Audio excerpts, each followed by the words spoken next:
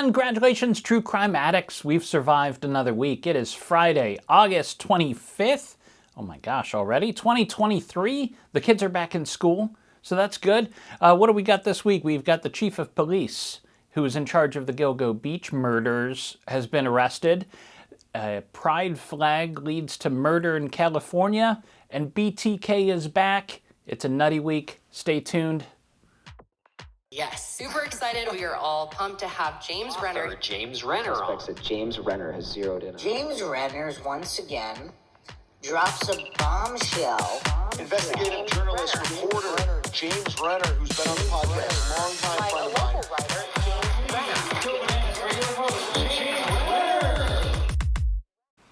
All right, welcome back to some true crime this week with James Renner. It's the James Renner bell.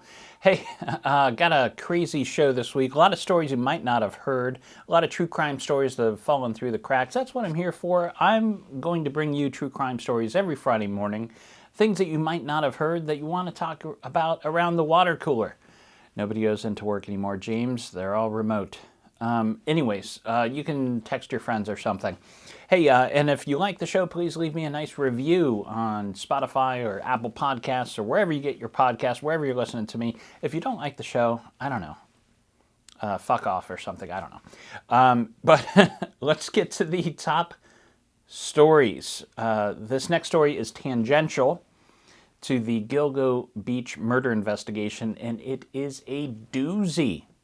On Tuesday, former Suffolk County Police Chief James Burke was arrested after he allegedly exposed himself to a male sex worker at Vietnam Veterans Memorial Park, which, as you do, I guess, according to Rolling Stone. He's charged with indecent exposure and criminal solicitation. This guy is quite a character. You got to hear about this James Burke. Burke was chief of police from 2012 through 2015 when his office was investigating the Gilgo Beach serial murders. His department bungled that investigation, by the way, passing over some common sense evidence that would have led to the discovery of Rex Heuermann for those crimes a lot sooner. During his reign as top lawman in Suffolk County, Burke believed he was above the law and ran his department like a fickle king. I think the Fickle Kings are playing the Grog Shop this week. Case in point, in December 2012, somebody broke into Burke's SUV and stole a duffel bag he kept inside. What was in the duffel bag, you may ask? I'll tell you, sex toys and pornography. And when Burke found out somebody had stolen it, he went after the thief relentlessly, according to an article in the New York Times. He, during that investigation, committed several more crimes and attempted a cover-up. Here's what happened. The hunt for the man who stole his sex toys was done with more passion than his hunt for the Gilgo Beach serial killer. His department's investigation eventually discovered that a young heroin addict named Christopher Loeb had stolen the bag. Loeb was arrested and brought into the station, where he was shackled to the floor in their interrogation room. Burke then came into the room and beat the young man, shaking his head violently. He told Loeb that he was going to receive a, quote, hot shot, end quote. That is the police term for a lethal dose of heroin. Loeb responded by making fun of Burke, calling him a pervert. That sent the police chief into a rage, and he began beating Loeb mercilessly until the detectives in the room told him to cut it out. Eventually, word made back to the federal prosecutors who arrested Burke for violating Loeb's civil rights, and the police chief was sentenced to 46 months in prison in 2016. Burke's personal history is very odd, too. When he was just a teenager himself, he was the key witness to a horrific murder involving a 13-year-old boy whose body was found in the woods with 6 rocks jammed down his throat. The prosecutor for that case took young Burke under his wing and helped him get into law enforcement later on. What a story. Podcast host Alexis Linkletter, a friend of the show, told Rolling Stone that she helped uncover many other misdeeds by this former lawman. Quote, "We heard he broke a sex worker's arm. We heard he strangled a stripper in a club," end quote, she told the magazine. maybe now Burke will end up sharing a cell with Huerman, and, they can compare notes. I wonder if their paths ever crossed. Their paths ever crossed. That's not outside the realm of possibility, I think. They were targeting the same type of people, sex workers, in the small area of Long Island, where Gilgo Beach is. I think there's a little bit more to the story. Next up, last Friday, a 27-year-old man named Travis Ikaguchi visited a shop in Cedar Glen, California called Magpie. It's a clothing and home decor shop outside Los Angeles. When he arrived, he tore down a pride flag that was hanging outside and began shouting homophobic slurs at the owner, 66-year-old Laura Ann Carleton. Then he pulled out an unregistered semi-automatic handgun and shot and killed Laura before fleeing, according to NBC News. A short time later, San Bernardino sheriff's deputies caught up with Travis. He fired at their vehicles and was then shot dead by police. Laura was not herself a member of the LGBTQ community, by the way, but she was passionate about supporting the cause. She even ordered a larger pride flag once the original one that she had faded. In the wake of the shooting, police have discovered old social media posts by Travis that show hate-filled anti-LGBTQ rhetoric. This is what hateful online rhetoric leads to. This is what we're seeing. This is a trend, and it's become very alarming. A recent report by GLAAD and the Anti-Defamation League showed 350 anti-LGBTQ incidents in just the last year, including incidents in New York City where pride flags were burned. What a stupid, stupid crime. I live in Akron. This weekend is Pride Fest. We treat it as a holiday in the Renner house. My daughter is actually in the parade, and I have to worry about stuff like this, What are we even mad about here? What are they mad about? I've never fully understood it. They're mad about how other people live their lives, I think, and I don't know. What does that hurt anybody? Another little related story, my in-laws live kind of out in the boonies here in Ohio, and even though they live out in the country, in what is now a red state, they have a pride little thing in their yard. It's this little cardboard, hate has no home here sign with the LGBTQ symbols on it. And they've had to replace that thing like 3 times. Somebody always sneaks, under the cover of night because they're cowards and takes it down, and then they put another one up, and it's been like that for a couple years. But they've never tried to take down the Trump signs from the houses next door. So anyway, if this story moves you, consider a donation to an LGBTQ cause in memory of Laura. I don't talk enough about crime outside the United States, but there's a real crazy crime story out of New Zealand this week. 2 brothers there were sentenced this week in Christchurch on 69 charges of drugging and raping women inside their father's bar. 40-year-old Danny Jazz and 38-year-old Roberto Jazz were sent to prison for up to 17 years for sexually assaulting at least 18 women at a bar there called Mama Hooch, which their father owned and they managed. Evidence in the case showed that the brothers had a WhatsApp group where they discussed the rapes and exchanged photos of the women, according to The Guardian. Quote, the level of, this is what the judge said. The judge in this case was Paul Mabey. And here's what he said to them in court. Quote, the level of your depravity is unknown in this country. Several of the women, there's an end quote there. Several of the women provided victim impact statements at court this week. One of the women said their behavior is just one example of a greater problem facing New Zealand today. She said, quote, I believe you have a daughter. She will be 19 one day. She continues to live in a world where the chances of running into a man like you are 1 in 4, end quote. And according to the Ministry of Justice there, 30% of New Zealanders experience sexual violence at some point in their life. 94% of sexual assaults in that country go unreported. So that's endemic in New Zealand, and hopefully this is the beginning of a change there. So, hey, kind of a depressing opening, right? Interesting story about Gilgo Beach, and then I brought it down a little bit. We're going to take a short break, and then I'm going to come back. I've got lots of cold case updates that might be a little bit more exciting, but you know, justice is often a bit prickly, and this week is no exception. So, anyways, I've got lots more stories coming that are cold case related, and I got to tell you about a couple new podcasts. I'll be back in 2 and 2 with more true crime this week. Please hang up and try again. And welcome back to Rags to Riches, starring Joey Baloney. Paul Flores was seriously injured after an attack in prison on Wednesday, according to The Independent. You'll know this guy. Flores was convicted of the murder of Kristen Smart earlier this year. Kristen disappeared in 1996. This was a big true crime story. Podcast actually pushed the investigators to take another look at the case and look closely at Flores, and led to everything. So this is one of those good stories where a podcast actually causes some change. Kristen Smart was last seen walking back to her dorm room where Flores she had gotten drunk, and Flores was walking her back to her dorm room.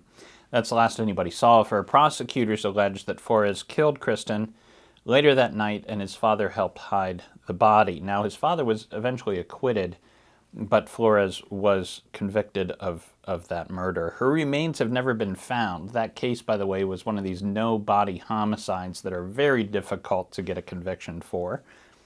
Flores had just been transferred to Pleasant Valley State Prison 5 days before the attack. He was put in Gen Pop, and you know, he had to know that something like this was going to happen. He remains in the hospital in serious condition. What's the opposite of wishing you well? I'm not exactly sure. Hey, next story, Adnan Syed, the story that just keeps giving. He might go back to prison, unfortunately, because of the insane politics within the state of Maryland, according to a new report from The Intercept this week. Adnan was convicted of the 1999 murder of Hae Min Lee, and rose to fame thanks to that podcast Serial that changed the world and brought us all these podcasts you listen to today. In October 2022, the charges against Adnan were dropped and he was freed from prison. But then in March of this year, an appellate court reinstated his sentence, and everything is now tied up in bureaucracy and courts. Adnan, while still free, may actually have to go back to prison now, or by the end of the year. Now, the reason for Adnan's release is weird too, or the reason for the case being overturned and him having to go back to prison. It's not because they believe he's guilty necessarily. It's, again, this bureaucracy. The court did not give adequate notice to Hae Min Lee's family, even though her brother attended via Zoom, and that was enough for them to get it eventually reinstated, the conviction. The article in The Intercept explains in detail the strange politics within Maryland, which sways back and forth on the whims of the people in charge. A push for justice reform set Adnan free, but the new state leaders are supporting stricter punishments now, and Adnan's case is kind of caught in the middle of it all. It's very good journalism. You should read the article. The link is in the liner notes of the podcast. You know, whether he's guilty or not, Adnan, and I don't know. I go back and forth, right? Serial made a good cause. I do have to agree with them that he did not receive a fair trial. It would suck, right? You spend all those years in prison, you're free, and then you got to go back in. I don't see it happening, but anything's possible here. The Maryland Supreme Court will decide Adnan's fate by the end of the year. Let's go over to England. There's a very big case over there. Lucy Letby.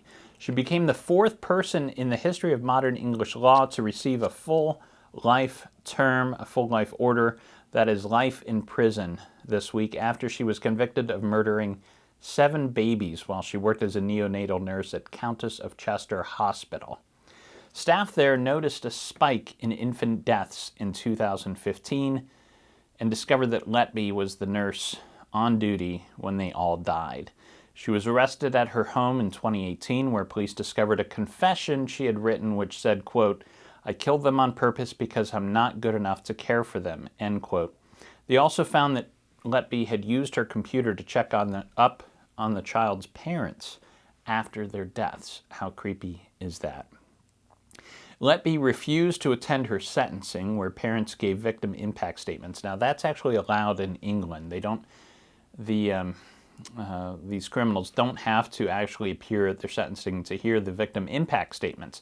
Now, there's a big outcry about this now and calls to change the laws. And because of this, the Prime Minister over there has vowed to help change the law to require future defendants to be present at these hearings. And he called her a coward for not attending. It's unknown what led Letby to such acts, but it's odd that she seemed to focus on sets of twins and triplets. Authorities in Oklahoma and Missouri announced on Wednesday that they believe prolific serial killer Dennis Rader, also known as BTK, is the prime suspect in 2 more unsolved murders from their states. Investigators recently searched the property where Rader's home once stood. Like a lot of these serial killers, I'm thinking of, not that Ariel Castro actually committed murders, but, he had those women up in Cleveland. After that happened, they tore down the house and built a little park. Nobody wants to build another home on top of these places, right? So that's kind of the situation out there. There were concrete blocks on the ground that had to be dug up, and then they dug deeper. Anyways, they reportedly found new evidence during this dig that happened recently. One of the new potential victims for BTK is Cynthia Kinney, according to NBC News. Kinney lived in Oklahoma, not far from where Rader lived, was reported missing in 1976. He's also being looked at for the murder of 22-year-old Shauna Beth Garber, whose body was found in Missouri in 1990. In an interesting twist, police have enlisted the help of Rader's daughter, Carrie Rawson, who has visited him in prison twice this year in an attempt to get him to confess to these murders and close these cases. According to her posts on Twitter, Rawson, or X as it's called now, Rawson is working as an active agent of law enforcement in order to solve these crimes. How cool is that? Now, I met Rawson at CrimeCon a couple of years ago, and I can attest to the fact that she's very motivated to bring some closure to these families. This is very brave of her, and I wish her well. Remember that story? I think it was last year I brought this to you. There's this older woman in Manhattan who was pushed to the ground and killed. We have an update in that story. Lauren Pazienza admitted in court on Wednesday of this week that she was the one who shoved popular 87-year-old vocal coach to the ground in Manhattan last year. The victim, Barbara Meyer Gustern, later died from her injuries. She was very well known in the vocal community and arts community in Manhattan and all over the country.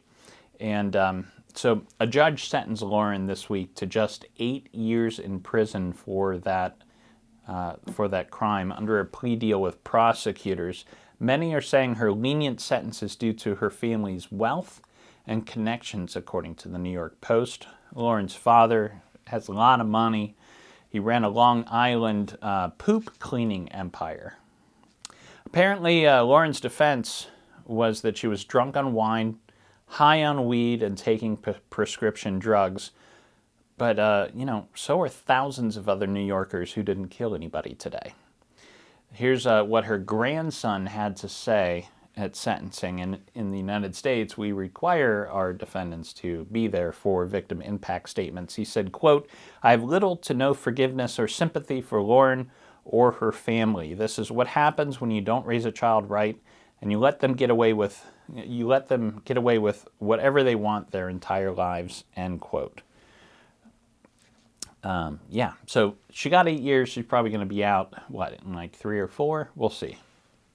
Weird news this week. A little brief story. A woman who was reported missing in 2015 has turned up alive in California, according to People.com. Lisa Hugh was reported missing 8 years ago when she vanished from the Oakland area where she lived. She apparently reached out to police this week to tell them, hey, I'm alive and well. Can you take me off that missing persons list? Police then followed up with her and found out she had not been held captive. She only wants her privacy now. Got to ask how this is even possible, today with Facebook and social media and the imaging tracking on Google. And I think she knew that technology was catching up, and there's no way she could have an online life, let alone a really decent job, without explaining that she was still alive. Glad nobody reported, it didn't go through with declaring her dead or anything. That could be a nightmare to get sorted out, I'm sure. Anyways, welcome back to the living Lisa Hugh. Over to pop culture. Let's talk about this. There's a podcast that's rising in the charts that you should check out. It's called Scamanda, or Scamanda. Scamanda. However you want to pronounce it. It should be Scamanda based on the story. Here's the write-up. Amanda is a wife, a mother, a blogger, a Christian, a charming, beautiful, bubbly young woman who lives life to the fullest. But Amanda is dying with a secret she doesn't want anybody to know. She starts a blog detailing her cancer journey and becomes an inspiration, touching and captivating her local community as well as followers all over the world. Until one day, investigative producer Nancy gets an anonymous tip telling her to look at Amanda's blog, setting her on an unimaginable road to uncover Amanda's secret. Award-winning journalist Charlie Webster explores this unbelievable story. Check that out. I like a good scam story. And normally here is where I recommend a book, but I want to recommend another podcast this week, if you'll allow me. It's called The Retrievals. Now, my wife, Julie, she's not a true crime fan. And I think as a true crime writer, you have to have somebody at home that doesn't really read what you do or follow true crime. You need somebody to bring you back down to safety and reality at the end of the day. But she started listening to this podcast, The Retrievals, and has become fascinated with it. And she's telling me every time she listens to a new episode, and I can't believe the story. It's up there in the church too. You might have heard about it already, but if you haven't, check out this new podcast. Here's the little write-up, but I'm going to tell you a little bit more. The write-up goes, dozens of women seeking to become mothers came to a fertility clinic at Yale, a 5-part narrative series about the shocking events that unfolded there. This is all about a nurse named Donna Montacone who was stealing. Here's what she did. This is nuts. So these women go into the fertility clinic. They're having trouble having children. They want some help. They go into this fertility clinic to get treatment. It's very invasive. It's a very invasive procedure. Sometimes it involves slicing tissue. It's very, very painful. So the doctors give these patients fentanyl as a painkiller. Now, these women still complained about massive pain. They're saying, hey, I still feel everything. And the doctor's like, yeah, I gave you fentanyl. You must just be a hysterical woman or something. There's this kind of gender bias that's going on. All these women start complaining, hey, I can still feel this. Turns out this nurse, Montacone, she was stealing the fentanyl. She was addicted to the fentanyl, and she was replacing it with saline so these women could feel everything. Now, eventually they caught up with her, and I don't want to spoil it all for you, but she was eventually caught and sentenced. You'd think, oh my God, is she in prison now? Is she in prison for life? No. They sentenced her to 4 weekends. Not like 4 weeks, not like 4 years, 4 weekends. And then she got her license back. I'm not kidding. You got to listen to this podcast, The Retrievals. Check it out. And that's the story for this week. That's True Crime This Week. I will bring you the new crazy stories in true crime next Friday morning. Until then, go out and celebrate. Have a good time. It's the weekend. Have fun. If you're in the Northeast like me, if you're in the Midwest, I guess, in Ohio, we've only got few choice weekends before the winter comes and the construction crews go away for a couple months. And that means, in the words of the incomparable Murray Saul, we gotta get